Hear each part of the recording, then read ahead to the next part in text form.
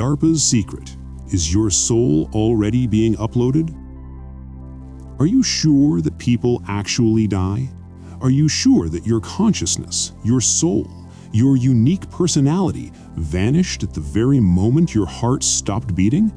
Or perhaps everything is much more terrifying and simultaneously more tempting. You were simply copied, uploaded to massive servers where you now exist as a digital ghost without even suspecting it, while your creators, the very ones who own the world, prepare for their own eternal reign from the clouds? Imagine a future where death is not the end, but merely a transition to another form of existence. Yet access to this form is available only to the chosen few, those whose bank accounts are longer than the human genome. This is not science fiction, my friends. It is a conspiracy theory slowly but surely becoming a reality, which we will break down today into the smallest and most disturbing details. We will talk about secret projects funded by billionaires and the military, about technologies that are already penetrating our brains, and about how the world elite plans to achieve digital immortality to rule humanity forever, even after the physical death of their bodies. It all began not yesterday or today, but long before the first smartphone appeared. The dream of immortality has always been an obsession for those who possess power and wealth. They built palaces, funded alchemists, searched for the philosopher's stone, and now, in the age of digital technology, their search has taken a completely new, scientifically grounded form. They no longer want to extend the life of their fragile biological body. They want to get rid of it like old, unnecessary junk. Their goal is to digitize their consciousness, their personality, all their memories, desires, and ambitions, and transfer this priceless cargo of data into a reliable, eternal storage, the so-called cloud. But why specifically the cloud? Because it is omnipresent, it is invulnerable to physical attacks, and most importantly, it is controlled by the same corporations that already manage our data, our money, and our information. Is this not the ideal place for a new immortal kingdom? One of the biggest names associated with this idea is Elon Musk. His company Neuralink has been working for years to create an interface between the brain and a computer. Officially, it is stated that this is needed to treat paralysis and other neurological diseases. But can one really believe that the ambitions of such a man are limited to charity? Musk has repeatedly hinted at the possibility of uploading consciousness into robots or cloud systems, predicting that in 20 years, people will be able to live forever by transferring their minds into machines. He even claimed that he has already created a digital version of his own brain based on cloud infrastructure. Imagine, one of the most influential people on the planet has already taken the first step toward digital immortality. And what if he is not alone? What if behind his back stands an entire army of those who have already undergone this procedure or are actively preparing for it? Neuralink technologies are essentially the key to the lock behind which the very essence of human personality is hidden, and this key is in the hands of a private company controlled by one person. But Musk is just the tip of the iceberg. Let's look at Ray Kurzweil, a former Google engineer and well-known futurist. This man, who shapes the technological agenda of one of the most powerful corporate giants in the world, makes even bolder predictions. He claims that humanity will achieve immortality as early as the year 2030. His plan is built on the idea of the so-called singularity, the moment when artificial intelligence surpasses human intelligence and people can merge with machines. Kurzweil talks about nanobots that will repair our cells from the inside, stopping aging. But his other idea is far more important: replacing human bodies with non-biological carriers into which the human brain will be implanted. Google, a company that knows everything about us, what we search for, what we watch, what we buy, is actively investing in research that could lead to the creation of these very non-biological carriers. Is this really a coincidence, or is it part of a long-term strategy to prepare the infrastructure for future digital gods? If Musk and Kurzweil are working on the hardware and software parts of immortality, there are also those who offer a radical solution today. Meet the startup Nectome. Their advertising slogan sounds like it is from a science fiction movie: back up your brain. The essence of their proposal is simple and terrifying at the same time. They offer clients to freeze their brain immediately after death, so that in the future, when technology allows, its contents can be digitized and the personality recreated in digital form. However, a dark detail is hidden here. In order for their method of chemical brain fixation to work, the client must be euthanized, meaning the process of brain preservation is 100% fatal. The company has already received funding, including money from figures like Sam Altman, and has collected deposits from people ready to pay for a chance at digital resurrection.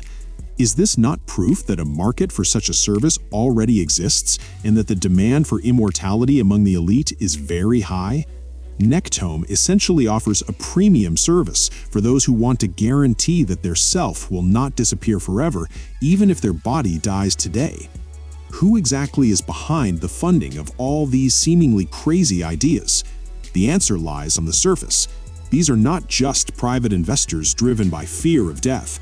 Behind many of these projects stand massive state and corporate structures.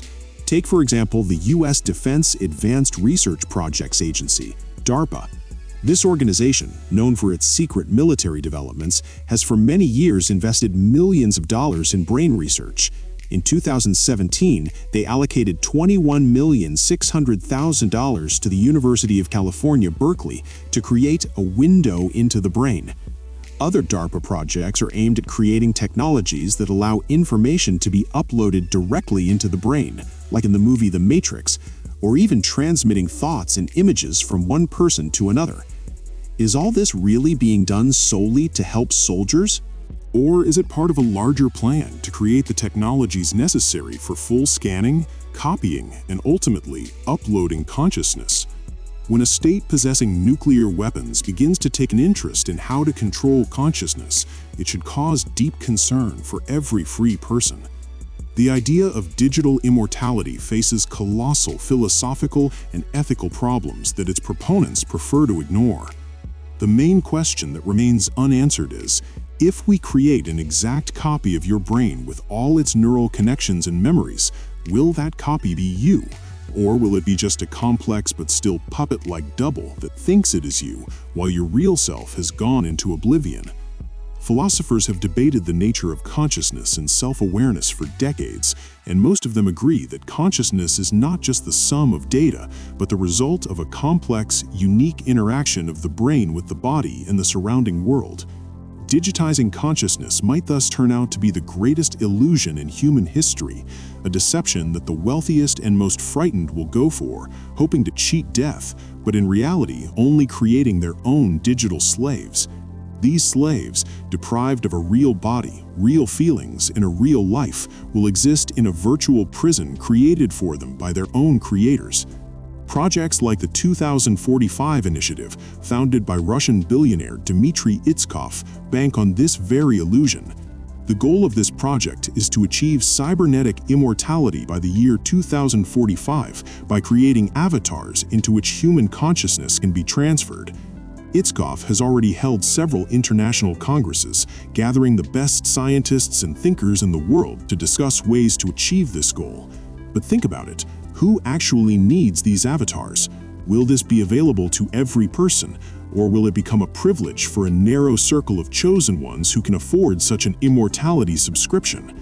It is logical to assume that the cost of such a procedure will be so high that it will automatically divide humanity into two classes, mortals and immortals.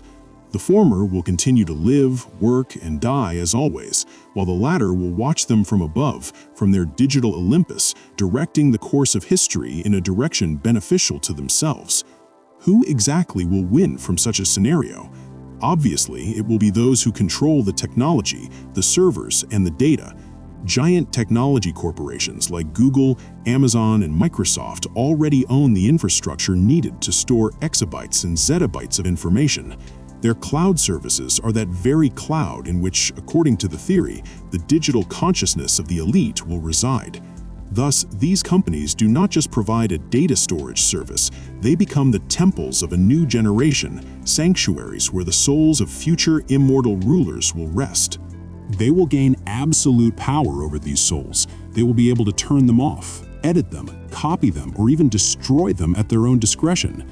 Is this not the ultimate level of dependence and control? A person who has given their consciousness to the cloud becomes completely dependent on the will of the corporation that manages that cloud. Their freedom, their personality, their very possibility of existence, all of this will end up in the hands of a few shareholders and managers. So, dear friends, we are standing on the threshold of perhaps the most significant turn in human history.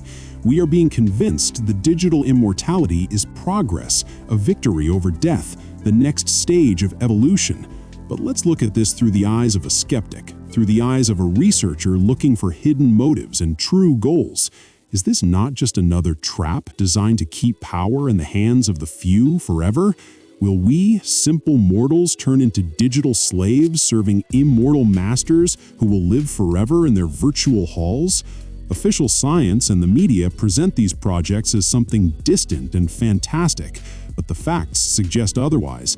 Billions of dollars have already been invested, technologies are being actively developed, and the first clients have already joined the queue for digital resurrection. This is not tomorrow, it is already today's reality that is slowly but surely arriving. Therefore, my call to you is do not take everything on faith. Do not let yourself be lulled by beautiful words about progress and immortality. Ask questions. Who is funding these projects? What goals are they actually pursuing? What ethical boundaries do they observe? And most importantly, what does this mean for you, for me, for each of us who is not part of this narrow circle of the elite? Wake up. Start thinking for yourself. Study, analyze, doubt. Because the future we talked about today is not just a possible scenario, but a very real threat to our freedom, our humanity, and our right to death as a natural part of life.